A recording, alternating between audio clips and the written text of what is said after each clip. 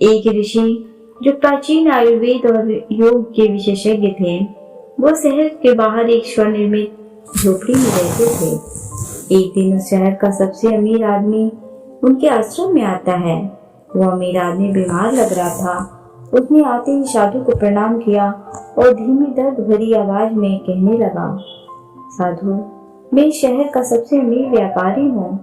मेरे पास धन संपत्ति की कोई कमी नहीं है, लेकिन मैं अपने शरीर से खुश नहीं हूँ। अक्सर कोई न कोई बीमारी मुझे घेर लेती है, जिसके कारण मैं हर चीज के बाद भी परेशान और दुखी रहता हूँ। क्या आप मुझे अपने आयुर्वेदिक खजाने से बता सकते हैं कुछ सरल और संक्षिप्त नियम, जिनका पालन करके मैं स्वस्थ जीवन जी सकता हूँ? साधु ने व्यापारी की बात ध्यान से सुनी और फिर कहने लगे, आयुर्वेद में कहा गया है कि जिस व्यक्ति को स्वस्थ रहना है उसे हमेशा अपने शरीर के वात, कफ और पित्त को संतुलित रखना चाहिए। हमारा शरीर त्रिदोष पर आधारित है। कोई भी बीमारी इन तीन दोषों, वात दोष, पित्त दोष और कफ दोष के कारण ही होती है। जब वात बहुत ज्यादा खराब हो जाता है तो 80 से ज्यादा बीमारियां आती हैं, और जब शरीर में पित्त खराब हो जाता है तो बीमारियां होने की संभावना अधिक हो जाती है। 46 रोग बढ़ जाते हैं और कफ बिगड़ने पर 28 से अधिक रोग हो जाते हैं, और अगर वात, पित्त और कफ तीनों बिगड़ जाएं तो शरीर में 148 से ज्यादा बीमारियां हो जाती हैं। सर्दी, खांसी, दस्त से लेकर बड़ी से बड़ी बीमारियां भी शरीर में वात, पित्त और कफ के बिगड़ने से ही होती हैं। इतना कहकर ऋषि कुछ देर तक चुप रहे और फिर कहने लगे, भारत के महान आयुर्वेद चिकित्सकों में एक महर्षि बाभट्ट ने अपनी रचना अष्टांग हृदयम और अष्टांग संग्रह दोनों में शरीर की कार्य प्रणाली को समझने और उसे स्वस्थ रखने के लिए 7000 नियम बताए हैं, जिनमें से 4 नियम बहुत ही महत्वपूर्ण हैं। शरीर में वायु, पित्त और कफ को संतुलित रखना जरूरी है। आज मैं आपको बताता हूँ कि आपके शरीर में वात, कफ और पित्त तीनों संतुलित रहते हैं। इसके लिए सबसे पहला नियम, खाने के तुरंत बाद पानी ना पिएं। महर्षि बाभट्ट कहते हैं कि खाना खाने के तुरंत बाद पानी पीना जहर पीने के समान है। उस व्यक्ति ने कहा, लेकिन ईश्वर क्यों? ऋषि ने कहा कि हम जो भी खाते हैं वो हमारे पेट में एक जगह इकट्ठा हो जाता है, जिसे संस्कृत में या हिंदी में जठर कहा जाता है। कुछ लोग इसे पेट या अमाशय कहते हैं। जैसे ही हमारा भोजन पेट में पहुंचता है, पेट इस भोजन को पचाने के लिए एंजाइम स्रावित करता है, जिसे गैस्ट्रिक भी कहा जाता है। अब यहाँ हमारा भोजन एसिड के माध्यम से चलता है, जिसे साधारण भाषा में लोग पाचन कहते हैं। लेकिन अगर हम खाने के तुरंत बाद पानी पीते हैं तो यह हमारी जठराग्नि को शांत करता है, यानी कि एसिड पानी में घुलकर पतला हो जाता है, जिससे इसकी सक्रियता कम हो जाती है और हमारा खाना ठीक से पच नहीं पाता, बल्कि पेट में पड़ा पड़ा सड़ जाता है, और फिर यही सड़ता हुआ खाना पेट में 100 से ज्यादा जहर पैदा करता है, जो मानव शरीर में 80 से अधिक बीमारियों का कारण बनते हैं।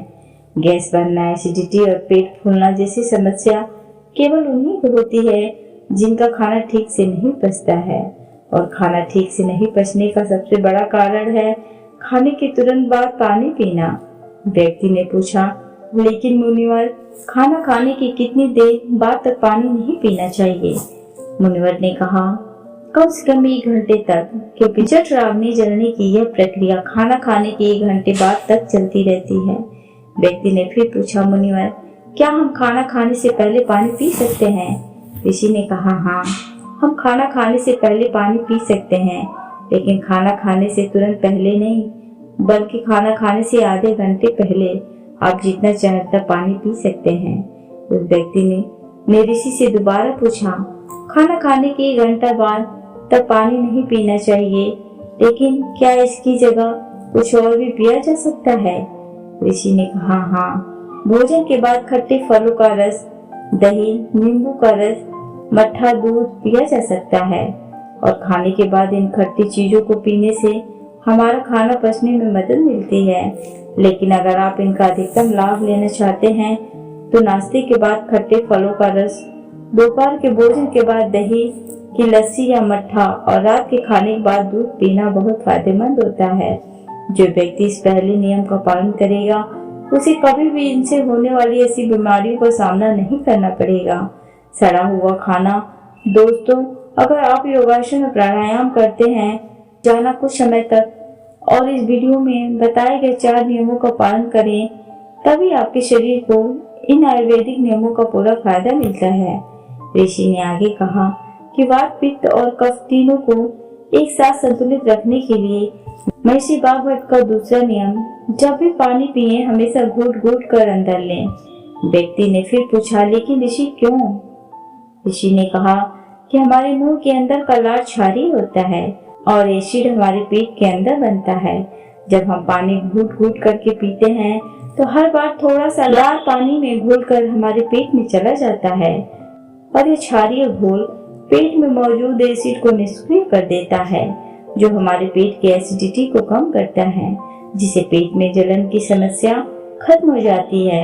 और जिसके पेट में एसिडिटी नहीं होगी उसके रक्त में एसिडिटी नहीं होगी, और जिसके रक्त में एसिडिटी नहीं होगी उसके शरीर में वात, पित्त और कफ संतुलित रहते हैं।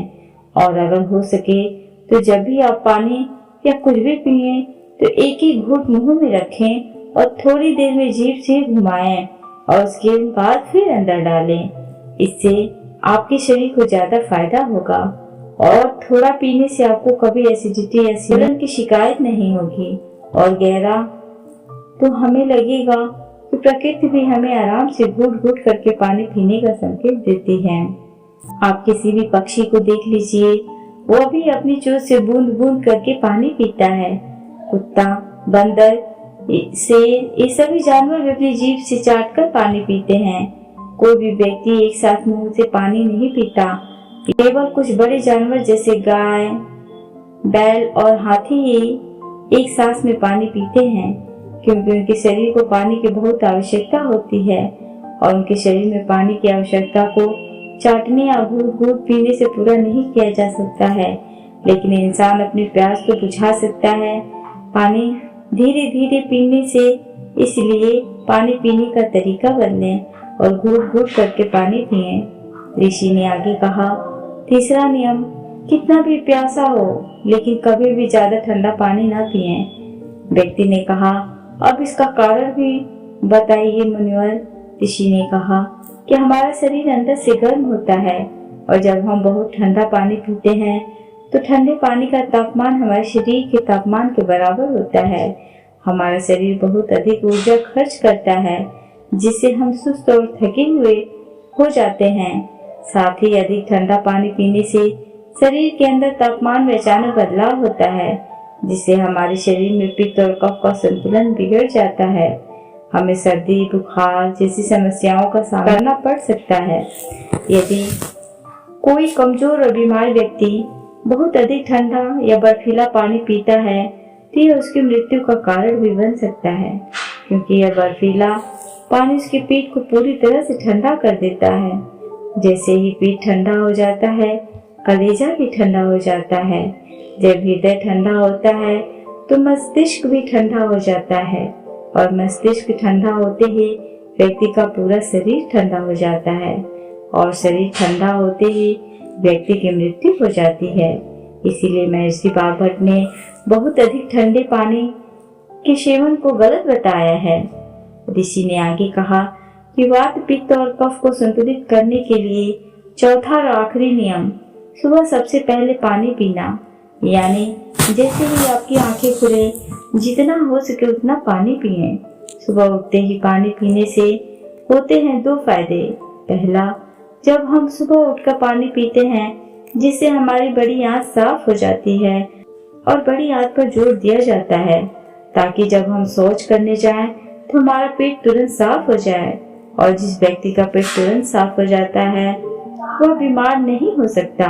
ऐसे व्यक्ति को कब्ज की समस्या नहीं होती है और ये बात तो हर कोई जानता है।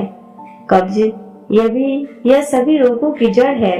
और सुबह सबसे पहले पानी पीने का दूसरा फायदा यह है कि सुबह के समय हमारे पेट में एसिड की मात्रा सबसे ज्यादा होती है और जब हम बहुत सारा पानी पी लेते हैं तो हमारे मुंह की लार जो छाली होती है वो पानी में घुल जाती है और हमारे पेट में जाकर पेट के अम्लीय माध्यम को निष्क्रिय कर देती है। इसलिए सुबह उठकर पानी पीना बहुत जरूरी है।